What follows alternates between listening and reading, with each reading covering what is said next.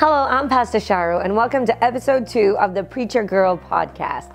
Thank you for joining me today. If you are here, then I want to say welcome. You are the reason why I'm doing this. And that's a question I've been asked a lot lately. Why the podcast? Well, I'll tell you.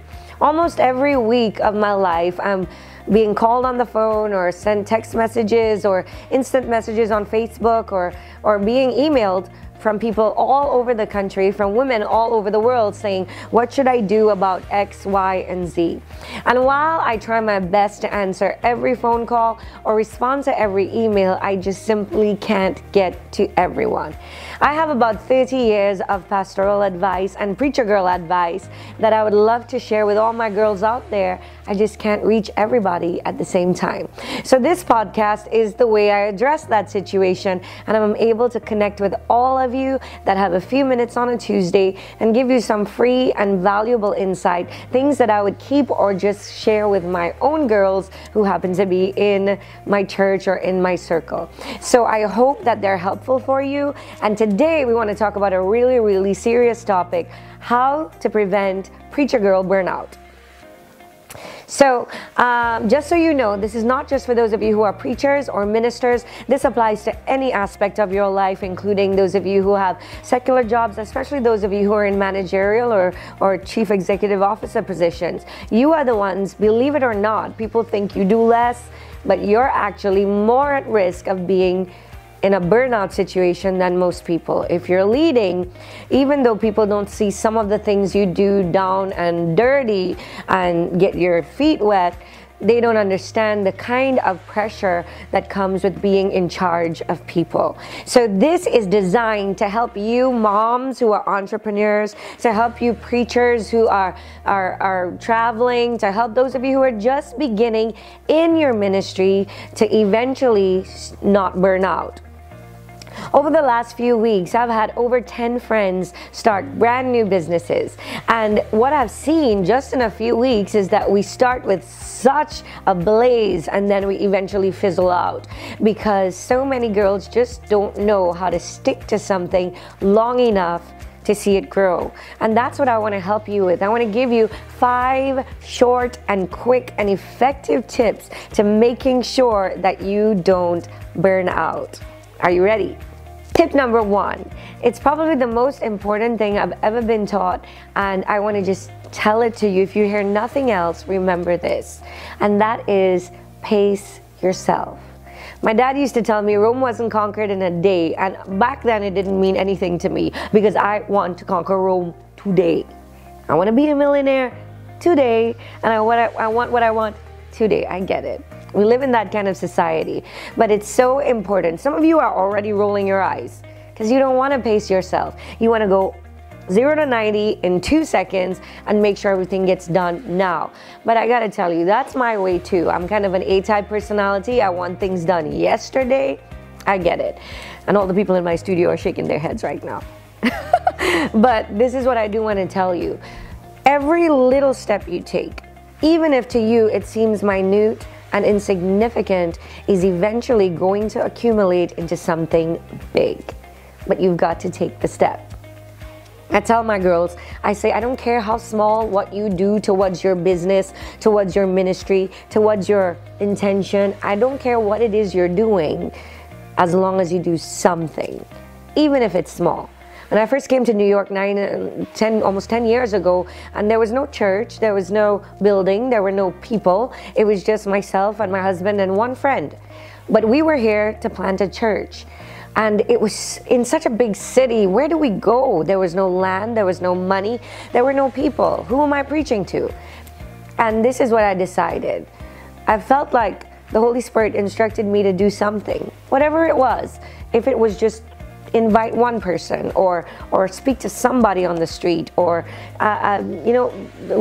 design one card or talk to somebody at a store. It didn't matter, because that one thing you do, even if it's small, puts you a step ahead of everybody else that's not doing anything. So some days it would mean writing a blog post, which eventually after a few years turned itself into a book. Is that crazy?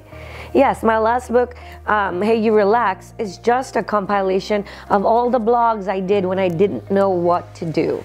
So this is my first piece of advice. Pace yourself and do something. It's not enough to dream. It's not enough to say one day I will, or this is what I'm wanting to do. You really have to get out there and do something. And talking about it is easy. Everybody can do that. But there are very few people that will make the extra effort. So what I did was do a little bit every day. And now, 9 or 10 years down the road, all of that stuff has accumulated. It's just like my mom used to make us study for 20 minutes, 15 to 20 minutes after school each day. And to many of you, that doesn't seem like a lot, but it gave us an edge over everybody else in our class. So that's my first piece of advice. Pace yourself. Number 2, my second piece of advice is find your own voice. I know I harp on authenticity a lot. I know you hear me say that all the time. It's because it is that important. It's so important that you figure out what your voice sounds like. It's easy to want to emulate somebody, and that's good. It's good to emulate the best, but don't be a copy of anybody. I say model the best, but be no one's copy. If you find somebody that you think that would be a great mentor, somebody that does what you want to do better than you think you can ever do it, then it's okay to pick up some of their ideas and to just hone in on what they're saying and make it better. But don't be a cheap copy of anybody else. It's so important that you have people that you know are already doing what you're doing, and then you could do it a little bit better. So there's nothing wrong in having people that you love or admire or look up to. In fact, that is the best thing I could possibly advise you to do as far as other people are concerned. Why learn from your mistakes when you can learn from somebody else's mistakes? It makes complete sense.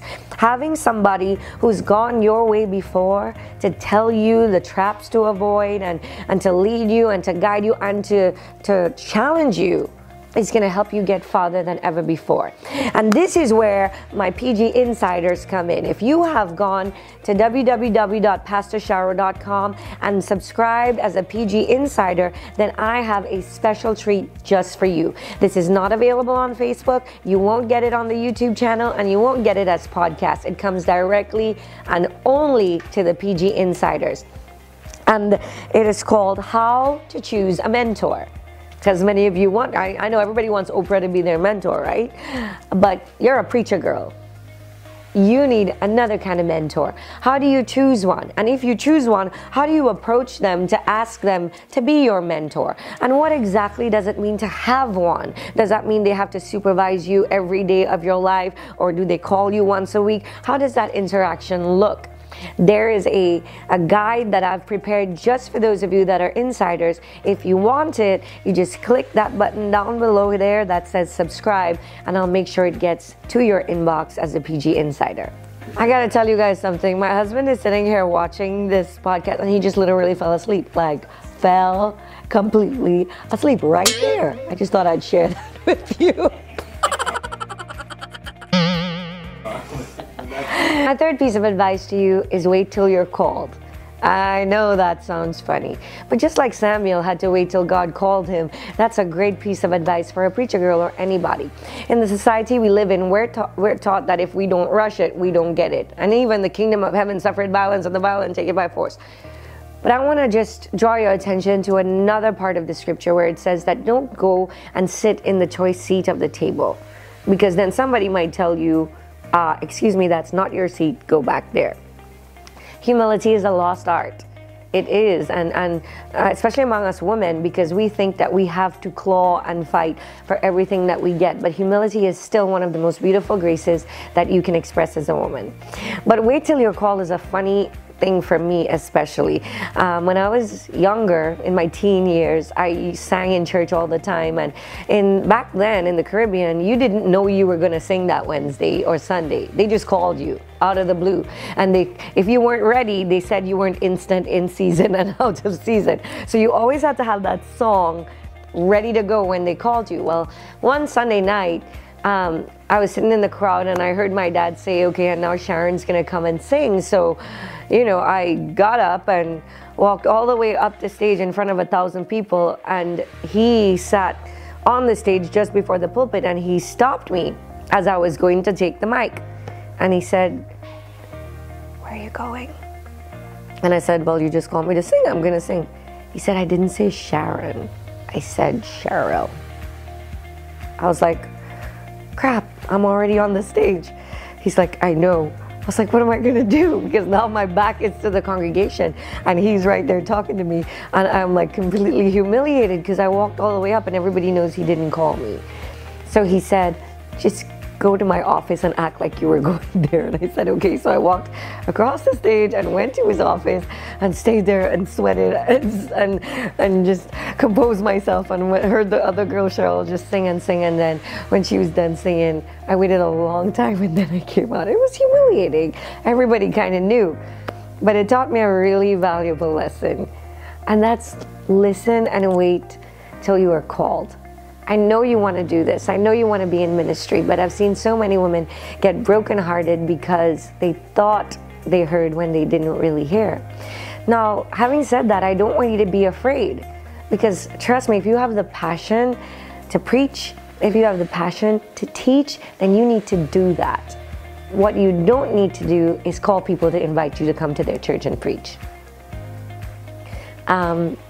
If you know, God gives you a message for a particular church and you need to share that with the pastor, that's different. But what you have is a treasure. And God says that that gifting is going to make room for you.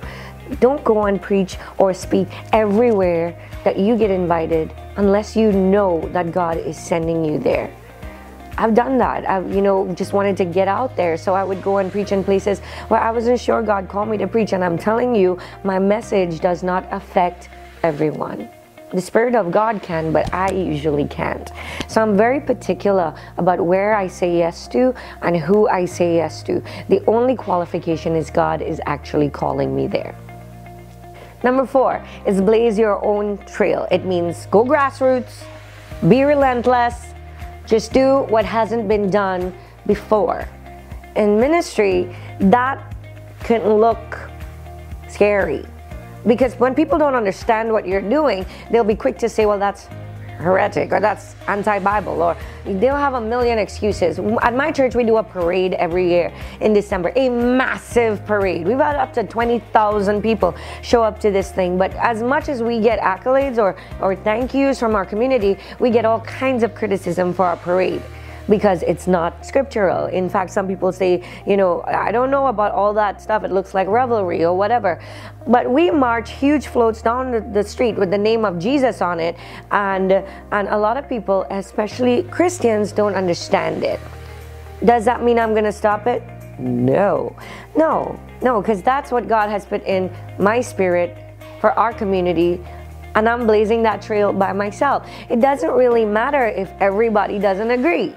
They're not going to agree, but you have to be okay with going with what God put in your belly.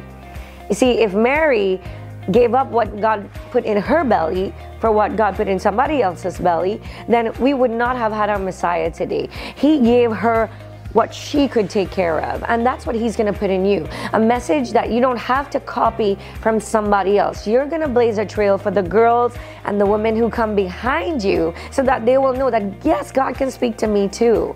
God can speak to you too. And you entrepreneurs, you don't have to sell what everybody sells. You don't have to do it like everybody does it. Be okay with saying, you know what, if I think this different thing may work, maybe other people might be inclined to buy it as well.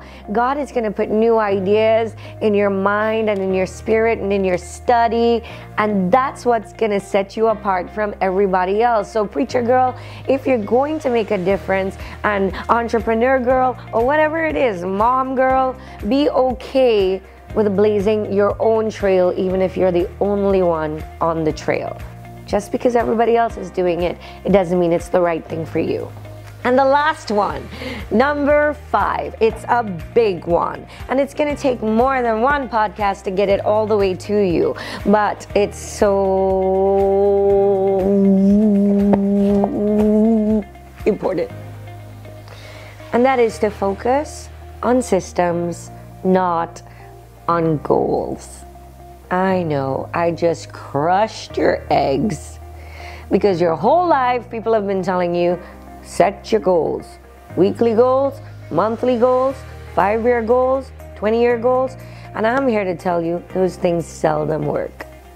You know how many goals I've set that I forgot? And it's not because they weren't good goals.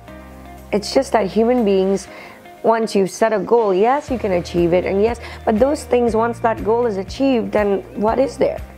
Set more goals? What we need to do is create legacy, not for ourselves, but for the kingdom, for the people that God has put in our lives. So systems make differences in your life more than goals make differences in your life. For instance, your goal can be to graduate from high school. And that's great, you might. You will, most likely, if you're a kid. But what a system would be to get your Monday homework done on Monday and your Tuesday homework done on Tuesday. Between 7 to 9 every day, you attack your homework. The difference is, the goal is not to get your homework done. That's actually a system that will ultimately result in you graduating, but graduating with honors. You see, so it's not necessarily the goal, but the system. A few weeks ago, I did something. I started making my bed. Okay, I let the cat out of the bag. I was not a bed maker. I just didn't see the point. I was gonna get it all messy and all messed up anyway. And then I realized, wait a minute, I was telling myself that.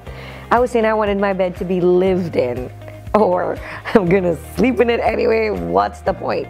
The point is I just didn't like to make my bed. But I decided a few months ago, you know what? I need a system for this. I'm gonna start waking up early, I'm gonna start doing a few things different in my closet, and I'm gonna make my bed. So every morning, my system is I swing my feet off the bed and I make it. And so every day, I didn't think about it, I don't think about it, I don't dwell on it, and I don't make excuses to get myself out of it. I just do it. And now it's become a part of what I do every morning. I make my bed. I'm not saying you need to make your bed, that's not the point. The point is, if I set a goal to make my bed, I might not do it. But now that it's a system in my morning routine, I do it because that's just what I do. As a preacher girl, or as an entrepreneur, as a mom, you need to put systems in place in your life that are not goals. They're not things to achieve. They're systems. They're ways that you live your life in order for big goals to come to pass. So instead of focusing on running a marathon, focus on running an extra 50 yards every day. That's a system. And that system of adding 50 yards every day will ultimately get you to your marathon. And you won't even know that you were trying. So those are my 5 big tips to make sure that you avoid burnout.